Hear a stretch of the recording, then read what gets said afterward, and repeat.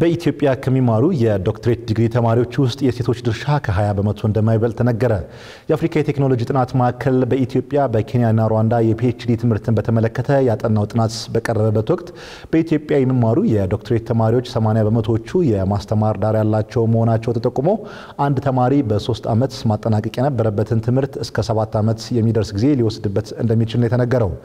ለዚህ የፋይናንስ ችግርን እንደ አንድ ምክንያት የጠቀሰው ጥናቱ አብዛኛዎቹ የፒኤችዲ ተማሪዎች ከአማካሪዎቻቸው ጋር የመገናኘትና የመነጋገር ተግዳሮት እንደሚገጥማቸውም አመልክቶ በፒኤችዲ ፕሮግራም የሚማሩ ሴቶች ቁጥርም አናሳ መሆኑን ጠቁሟል። Ethiopia, we realize that majority of the PhD students there's a gender disparity, especially in terms of the enrollment. Majority of the students are male. በኢትዮጵያ ካሉ የፒኤችዲ ተማሪዎች ውስጥ አብላጫውን ድርሻ የሚወስዱት ወንዶች ናቸው። የሴቶች ተማሪዎች ቁጥር ጥቂት ነው።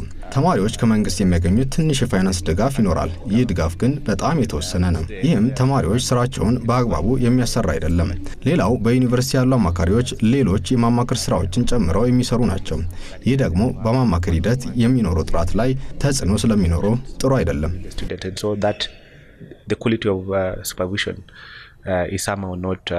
በሴቶች በኩል ያለው ተሳትፎን በተመለከተ የቀረበው የጥናቱ ግኝት ትክክል ነው ያለው የኢኖቬሽንና ቴክኖሎጂ ሚኒስቴር በበኩሉ በርካታ የሳይንስ ተመራማሪዎችን ለማፍራት እንደ ሀገር መሰራት እንደሚገባ ገልጿል።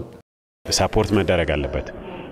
ግራጁዌት ፕሮግራም ትምህርት ላይ መጥቶ ዩኒቨርሲቲ ጋር ሲማር ስለ ምርምሩ ነው እንጂ ስለ ፋይናንስ የሚያስብ ከሆነ ለምን ይመጣል? አንዱም ሊሆን ይችላል። የፋይናንስ የመሰረተ ልማት የምርምር መሰረተ ልማት ላቦራቶሪዎች ምናምን ችግር ካለ ብዙ ተማሪ አታገኙም። ለምን ለመጨረስ ባቀደው 4 ዓመት ለጨረስ ከሆነ 4 ዓመት መጨረስ አይችልም። ሁለተኛው ደግሞ መጥቶ የትኛውን ፕሮፌሰር ላገኝ እንዴት ላገኝ አማካሪውን ማለት የለበትም። በቂ ፕሮፌሰሮችን ኮንታክት አድርጎ በቂ አማካሪዎች ሊኖሩ ይገባል ማለት። ስለዚህ ብዙ ሳይንቲስቶች ያስፈልጋሉ። ይሄን ያሳያል። ይሄን ለማፍራት ያስፈልጋል።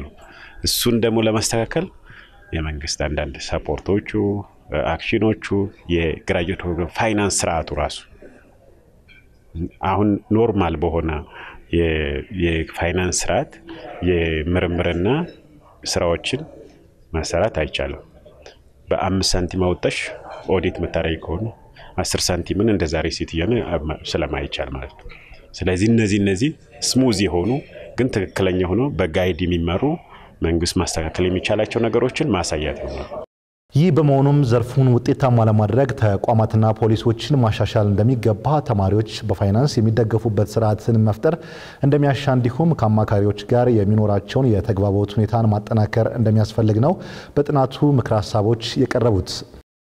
እየጨመረ የመጣው የትራፊክ አደጋ ለመከላከል ሲባል ከባድ ጉዳት በማድረስ ቀዳሚ ናቸው የተባሉትን የጭነትና የህዝብ ትራንስፖርት አሽከርካሪዎች በድጋሚ ተፈትነው መንጃ ፈቃድ የሚወስዱበትን አሰራር ሊተገበር መሆኑን የትራንስፖርትና ሎጂስቲክ ሚኒስቴር አስታውቋል።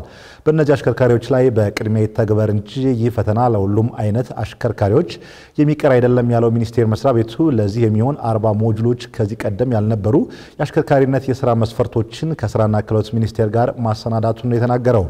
በዚህ ሂደት ላለፉት ሰዎች የሚሰጠውን አዲስ አሽከርካሪነት ፍቃድም ከዲጂታል ብሔራዊ መታወቂያ ጋር የሚተሳሰርና ከዚህ ቀደም የነበሩ ህገወጥ የመንጃ ፈቃድ ሽያጮችን ከመስመር የሚያስወጣ ይሆናል ነው ያለው። በአመት ውስጥ የደረሰው የትራፊክ አደጋ መጠን ባይጠቀስም አደጋው ጭማሪ ያሳይቷል ያለው ሚኒስቴር መስሪያ ቤቱ ቁጥሩ ላይ ጭማሪ የታየው ከዚህ ቀደም በሪፖርቱ ውስጥ ይካተት ያልነበረው የትግራይ ክልል በመካተቱ እንዲሁም የአደጋ ካሳው እንዲጨምር መደረጉን ተከትሎ በፊት ሪፖርት የማይደረጉ አደጋዎችም ሪፖርት እየተደረጉ ስለሆነ ነው ብሏል። በቅርቡ በህዝብ እንደራሴዎች ምክር ቤት የጸደቀው የደረቅ ቆሻሻ አያያዝና አወጋገድ አዋጅ የተሰጠው የ6 ወር የሽግግር ጊዜ እንዲራዘም የኢትዮጵያ ፕላስቲክና ጎማ አምራቾች ዘርፍ ማህበር ጠይቋል። ማህበሩ በ6 ወር ውስጥ ለአንድ ጊዜ ብቻ የሚያገለግሉ ፌስታሎችን የሚያመርቱ ፋብሪካዎች እንዲቆሙ በአዋጅ መጽደቁ ኢኮኖሚያዊ፣ ማህበራዊና ስነልቦናዊ ቀውስ ስለሚያስከትል የሽግግር ጊዜው ከ5 እስከ 7 ዓመት እንዲራዘም ነው የጠየቀው። የተሰጠው የ6 ወር የሽግግር ጊዜ አጭር ነው ያለው ማህበሩ ባለሀብቱ ከባንክ የተበደረውን ብር ሰርቶ እንዲከፍልና ወደ ሌላ አማራጭም እንዲገባ ፋታ የሚሰጠው አይደለም ሲል በትላንትናው ዕለት በአዋጁ ዙሪያ ከተለያዩ ባለድርሻ አካላት ጋር ለመወያየት በጠራው መድረክ ላይ አመልክቷል። በዚህ ውይይት ላይ የሚመለከታቸው ባለድርሻ አካላት ያልተገኙ ሲሆን እኛም በመድረኩ ከፕላስቲክ አምራቾችና ከማህበሩ የተነሱ ጥያቄዎችን ለሚመለከተው አካል በማቅረብ የሚሰጡንን ምላሽ በቀጣይ ዘገባችን ይዘን የምንቀርብ ይሆናል። ከአፍሪካ ቀዳሚ ቡና ላኪ የሆነችው ሀገራችን ኢትዮጵያ ይህንን ቀዳሚነቷን በኡጋንዳ መነጠቋ ተዘግቧል። ኡጋንዳ በተያያዘው የአውሮፓውያኑ ዓመት ግንቦት ወር ብቻ ከ790 ሺህ በላይ ባለ 60 ኪሎ ግራም ቡና ወደ ውጭ በመላክ 243 ሚሊዮን የአሜሪካ ዶላር ማግኘቷን ነው የተገለጸው። በቀጣይም ይህ የሀገሪቱ ቀዳሚነት ወቅቱን የቡና ምርት መሰብሰቢያ ከመሆኑ ጋር ተያይዞ ቀጣይነት ይኖረዋል ሲል የዘገበው ዥንዋን ነው። ተመልካቾች የምትከታተሉት የአዲስ ነገር የጠዋት የሀገር ውስጥ አጫጭር መረጃዎቻችን ነው። የአዲስ አበባ ከተማ የደንብ ማስከበር ባለስልጣን በያዝነው 2017 በጀት ዓመት ደንብ ጥሰው የተገኙ ከ55 ሺህ በላይ ነዋሪዎችና ተቋማት ላይ ህጋዊ የቅጣት እርምጃ መውሰዱን ገልጿል። ባለስልጣን መስሪያ ቤቱ ይህን ያለው ትናንት ባካሄደው የ2017 በጀት ዓመት እቅድ አፈጻጸም ግምገማና ውይይት ላይ ሲሆን በቅጣት እርምጃውም 400 ሚሊዮን ብር የሚጠጋ ገንዘብ ሰብስቦ ለከተማ አስተዳደሩ ገቢ ማድረጉን ነው የተናገረው።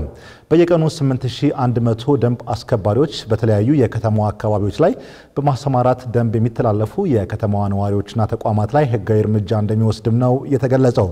የከተማዋ ወንዞች ከብክለት ለመከላከል በተሰራው ስራ በወንዞች ላይ ሲለቀቁ የነበሩ ፍሳሾችና የተለያዩ በካይ ነገሮችን በማሰስና ወንጀሎችን የፈጸሙትን በመቅጣት አሁን ላይ የከተማዋን ወንዞች ጤናማ የሆኑ መምጣታቸውን በዚሁ ጊዜ ሲነገር ሰምተናል።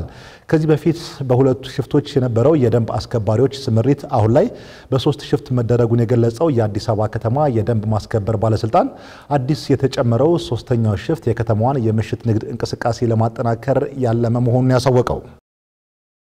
ኢትዮጵያን ጨምሮ ከሳራ በታች በሚገኙ ሀገራት ከሚሰጠው የካንሰር ህክምና ከ6ቱ አንዱ ችግር ያለበት ነው ተብሏል። በሮተርዳም ዩኒቨርሲቲ የተሰራው የጥናት ውጤት እንደሚለው በቀጠናው የካንሰር ህክምና መድኃኒቶች ጥራታቸውን የጠበቁ ባለመሆናቸው ሐኪሞች ሳይወዱ በግድ ከሚያስፈልገው መጠን በላይ ወይም በታች የኬሞቴራፒ ህክምና እንዲሰጡ ይገደዳሉ ነው ያለው። ላንሴት ግሎባል ሄልዝ ላይ ታትሞ የወጣው ይህ ጥናት ናሙና የተወሰደው ኢትዮጵያን ጨምሮ ከኬንያ፣ ከካሜሩንና ማላዊ ከሚገኙ የካንሰር መድኃኒቶች መሆኑን ጠቅሶ መድኃኒቶቹ ከጥራት ጋር በተያያዘ እክል ሊገጥማቸው የቻለው ከአመጣጥን አስተሻሽግ እንዲሁም በውስጣቸው በሚይዙት ፈዋሽ ንጥረ ነገር ያለ መጠን መብዛት ወይም ማነስ መሆኑን የተነገረው። የካንሰር መድኃኒቶች ከተቀመጠላቸው የጥራት ደረጃ ያነሱ ከሆኑ በሽታው በተለያዩ የሰውነት ክፍሎች ተሰራጭቶ ለከፋ የጤና እክል እንደሚያጋለጥ ሲጠቆም፣ ንጥረ ነገሩ ከተገቢው በላይ ከሆነ ደግሞ የሰውነት አካልን በመመረዝ ላልተገባ የጤና ቀውስ ይዳረጋል ተብሏል። የካንሰር ህክምና መድኃኒቶች የጥራት ደረጃዎችን ካልጠበቁ ቁጥሩ እያሻቀበ የመጣው የካንሰር በሽታ ከፍ እያለ እንዲሄድ ያደርገዋል መባሉን ከሜዲካል ኤክስፕረስ ያገኘነው መረጃ አመልክቷል። በመጨረሻም የአዲስ አበባ እስልምና ጉዳዮች ከፍተኛ ምክር ቤት ምርጫ አስፈጻሚ ቦርድ በአዲስ አበባ መስጂዶች የመራጮች ምዝገባ ከዛሬ አርብ ሰኔ 20 ቀን 2017 ዓ.ም ጀምሮ እንደሚያካሂድ አሳውቋል። ምርጫ አስፈጻሚ ቦርዱ የ2017 የመጅልስ ምርጫን አስመልክቶ ለመገናኛ ብዙሃን መግለጫ የሰጠ ሲሆን ቦርዱ ኃላፊነቱን ከተረከበ ጊዜ ጀምሮ የተለያዩ የቅድመ ዝግጅት ስራዎች ሲያከናውን መቆየቱን የተነገረው። በዚህም ከክፍለ ከተማ ጀምሮ እስከ መስጂድ ድረስ ምርጫውን የሚያስፈጽሙ አካላትን ሲያደራጅ መቆየቱ የተገለጸ ሲሆን በመራጮች ምዝገባ ስራ ዙሪያ ስልጠናዎች መሰጠቱና እንዲሁም የመራጮች ምዝገባ በቴክኖሎጂም ጭምር የሚፈጸም እንደሆነም ነው ያመለከተው። ለምዝገባ የሚያገለግሉ አስፈላጊ ቁሳቁሶች መሟላታቸው የተገለጸ ሲሆን ህዝበ ሙስሊሙ ከዛሬ ጀምሮ እስከ መጪው ሰኔ 29 ቀን 2017 ዓ.ም ድረስ የምርጫ ምዝገባውን እንዲያደርግ ጥሪ ተላልፏል።